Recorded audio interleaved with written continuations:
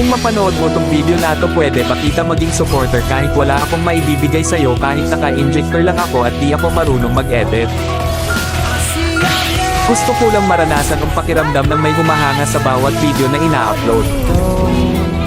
Sobrang saya kasi pag nakikita mo na may sumusuporta sa'yo kahit na simple lang mga ginagawa mo. Nakakasipag gumawa ng video at hindi nakakasawang mag-upload. Sa panahon kasi ngayon, pag wala kang maibibigay ay malabo kapansinin ng iba. Sa halip puro masasakit na salita pa ang mababasa mo, nakakalungkot man isipin pero yun ang totoo. Hindi ko naman nilalahat pero karamihan ganon. Ang hirap kasi pag walang talent, pag di ka gwapo, maganda o sikat na kilalang tao. Ang hirap pag di ka mayaman.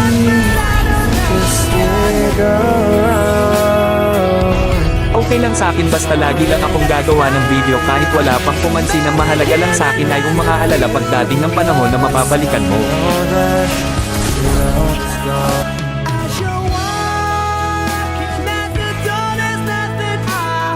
Naghintay ka ba?